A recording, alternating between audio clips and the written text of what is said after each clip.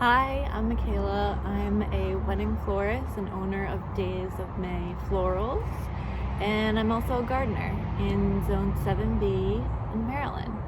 And for a long time now, I've been just thinking about wanting to do a series where I work with local flowers and put things together and share that with you guys, and hopefully that's helpful, and we can also just see what flowers are blooming in different zones throughout the year. So again, we're in Zone 7B in Southern Maryland, and we're at the end of May, and I was able to pick up a bucket of flowers from a local flower farmer. So that's part of the bucket, and then I just divided up some other things into a couple other vases. I'm at home right now, I'm not in the studio, so I'm kind of just working from my potting table in the backyard. And we only moved into this house about 6 months ago, so I'm still, figuring things out. This is our first season here. But anyway, I told my flower friend Shelly, who owns Sunnyside Farm, that I wanted to just pick up a bucket of flowers, a mix of roses, because she has some beautiful things like koko, loko, and honey Dijon, I believe that's the name. And so I asked for roses and some like white filler stuff, and some airy things, and she was kind enough to do that for me. And so yeah, I figured we could make a bouquet with what we have blooming this time of year. So we've got the koko loko, we've got the honey Dijon, although this is still in a bud form. You can see, and they're a little bit shorter. She let me know she had shorter stems on those, but you can see the beautiful koko loko. I mean, that's gorgeous. I'll buy like cappuccino roses that are the same color from my wholesaler, but they just don't compare to the sort of delicate, ruffly petals that come with like a locally grown rose. Gorgeous, but also tons of thorns, which they're okay, we can deal. But so we have those. We have some blue corum, yeah, that's how you say it. And I do love this. I fell in love with this a couple of years ago just because of how airy it is, and I think this is a really nice pairing. The brown in the yellow green on here, and then the brown undertones of the rose. I think that's a really nice combo paired with some of these brighter whites. So yeah, we've got those, and then we have some yarrow, some white yarrow, some scabiosa like I just showed you, some orlea and nigella, both in the seed pods and also blooming. The only one, this is escaping me, I can't remember, and these are so beautiful, but I can't remember what the heck these are called. They're gorgeous though. Such delicate stems. If you know what the name is, let me know in the comments. There's always more to learn in the flower world, especially with new varieties coming out. That one's escaping me. Anyway, so let's get started. I think I prepped a little bit just by dividing them up. If I was doing a bridal bouquet, I might have things like laying out on the table and divided, and more leaves stripped, but we're just gonna go along and see what we can do, and I'll process some things as we go. But for instance, these thorns here, normally I'd strip them, and I know, you know, I was never formally trained, but if you are, you might know that exposing and ripping off the stem is going to leave an opening that lets oxygen into the stem and isn't so great. In the wedding world, I don't need things to last very long. We're usually getting flowers in on Wednesday, earliest Tuesday, and they're out the door Saturday morning. So everything's been fine. Knock on some wood around here. But right now, we don't have a lot of these, so I'm just gonna cut off a few of these stems, a few of these thorns. There are a lot of them.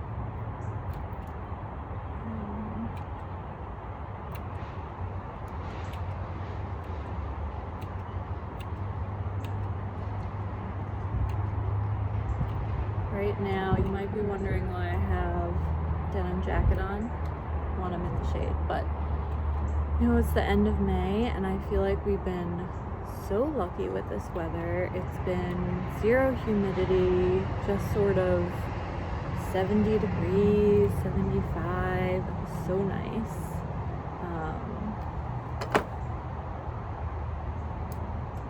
And I wish summer could just be like this, because I know in a month, any day now, it can change and we'll be sweating. Okay, now I kind of wish I had my stripper to get these thorns off. I've also done this in the past where I've just kind of gone up and down, and that helps.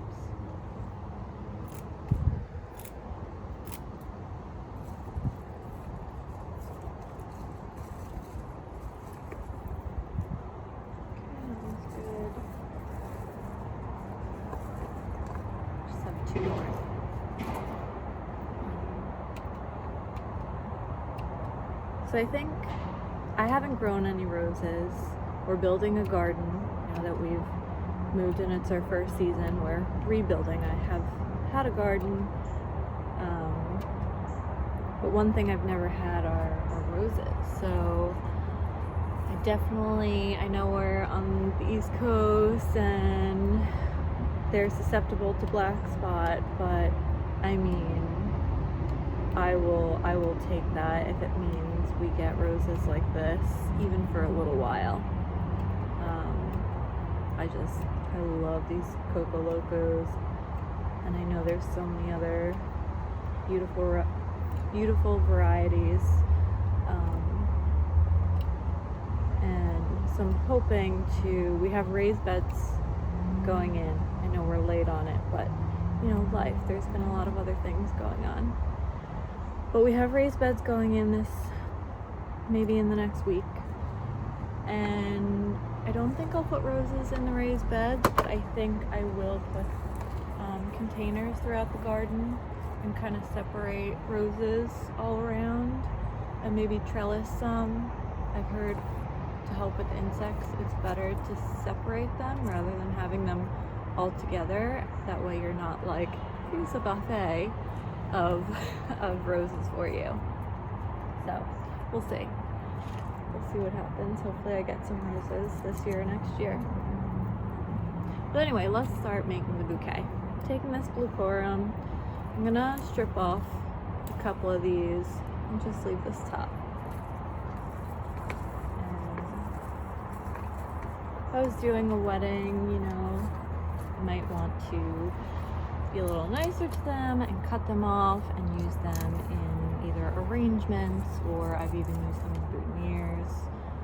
But I'm also okay with just ripping them off. I feel like the pollen is getting to me a little bit. Maybe from these, I'm not sure. So,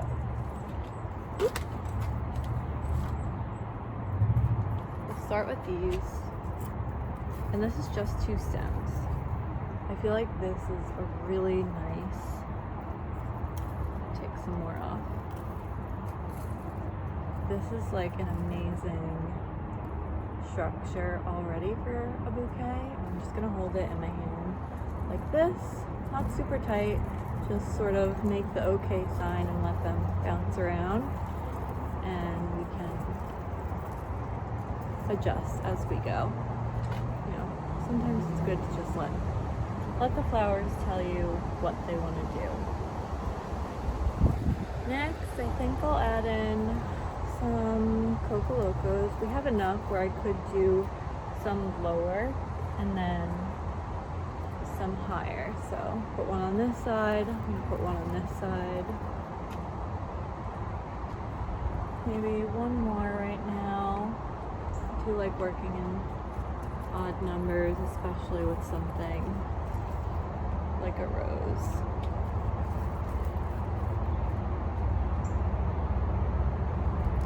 Now I'm gonna add in, we have a lot of delicate white stuff. The yarrow is a little bit hardier and not as floaty as I like to say, or as floaty as I would say the Orlea are, or whatever these guys are. So I'm gonna tuck the yarrow in a little bit lower.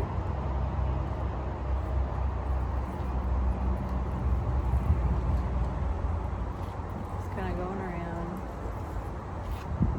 That looks pretty already. Hopefully you guys can see that. Maybe next time I'll do this in the studio where we have a white backdrop. So that feels pretty good. So hole right here, so I'm gonna tuck one lower. So instead of keeping this on the same plane, I'm gonna bring it down here. I'm still making the okay sign, not gripping it too tight. Things are kind of just loose in my hand. And at this point, sometimes I like to cut the stems a little bit. That way it's easier to work against my body and I'm not running into this issue. So I'll go ahead and do a little trimming. I don't like to get too crazy in case we want to adjust things and raise anything up. But right now I feel pretty good about this. So you can see like the bulkier items are pretty tight, and then these lighter pieces, which you might think to add last, are creating this like loose and airy shape. And you know, I always feel like the flowers will dictate how you design, and it's not always the same order, but for this gives a nice shape, and then adding more structure, and then these more delicate pieces we're going to tuck in to mix in with that airy bouquet. I don't know if I'm saying that right. To mix in and have those floaty flowers up high, but we're not trying to do that all at the end, basically.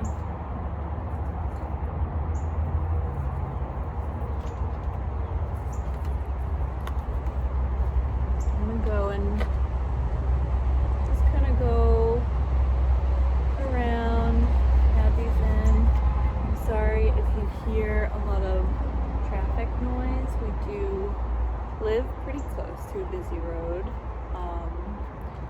which was my only hesitation with this house, but it checked all of the other boxes,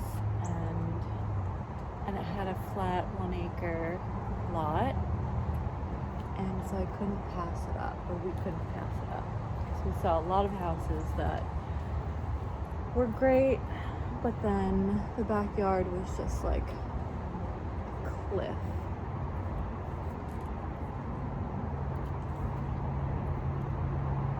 So I'm gonna try and even this out.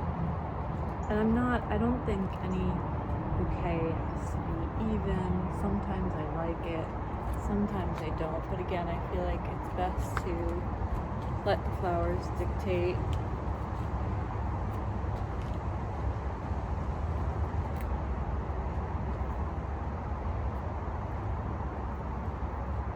You know, and decide how they want to be in the bouquet. Maybe that sounds a little woo-woo, but I do believe that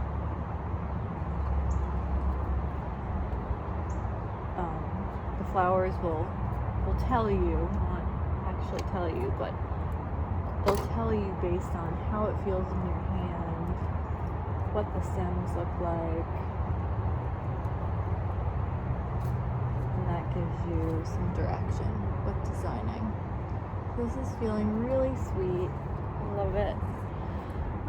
We have one of these scabiosas. Again, I just asked my friend for a mixed bucket, and if I were doing this as a bridal bouquet, or you know, and I had ordered flowers, I'd have more, and so I'd probably add like, you know, a total of 3 in here, or 5 if I was going to put some lower, but I think that one's fun in there. And then I will add these guys last. So the only thing I haven't added in are the Dijon roses and the Nigella. Both beautiful, but I think this is, excuse me,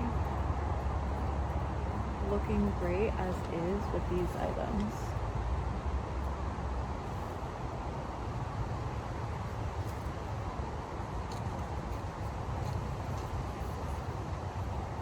These have really long stems, so those are fun to kind of pop up a little higher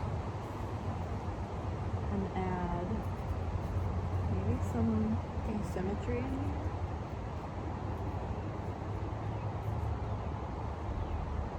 That is fun. They're giving very like fairy vibes to me. I think, sorry, I'm by my potting table once again. It's very cottagey, fairy garden. I love them, and now I'm like, I think I have to grow these.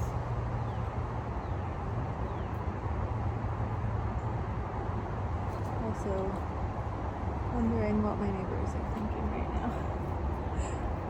My neighbor here is pretty close to the property, and someone just drove by. I can see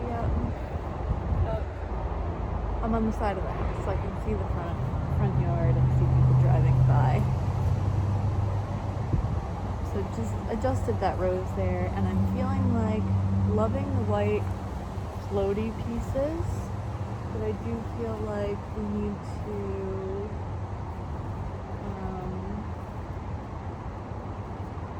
maybe add in some more koko loko.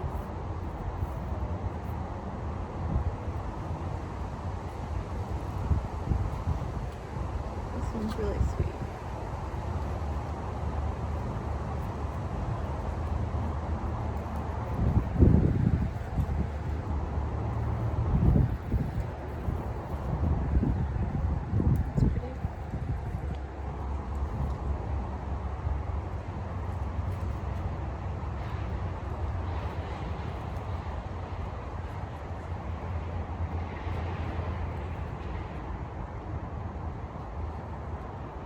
Beautiful.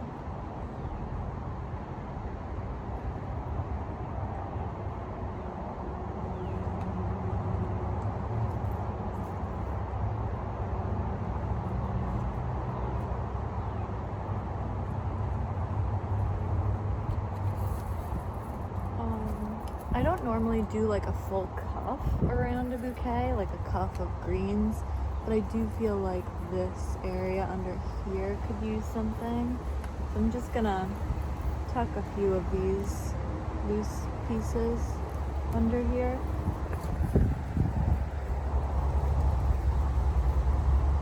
There we go.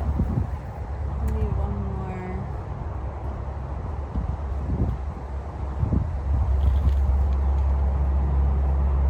You'll notice I'm also not generally spiraled, but I'm not like turning it as I go, and that's just what feels comfortable in my hand.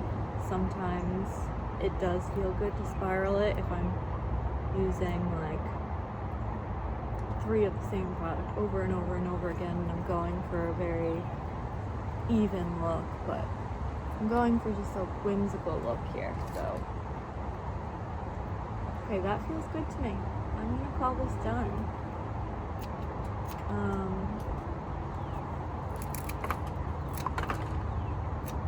You know, normally I'll finish a bouquet. It's not uncommon for me to finish one, love it, start to take photos of it, and realize that things look a little funny in it, and then undo it and rearrange things.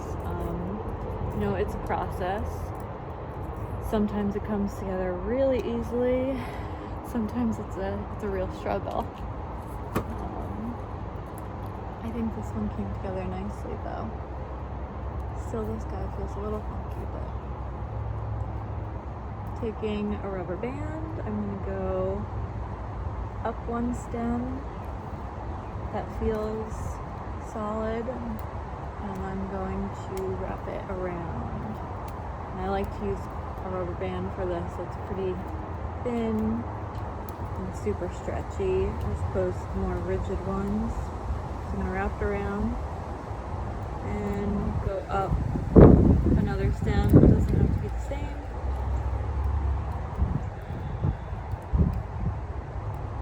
And there you go. Beautiful little bouquet.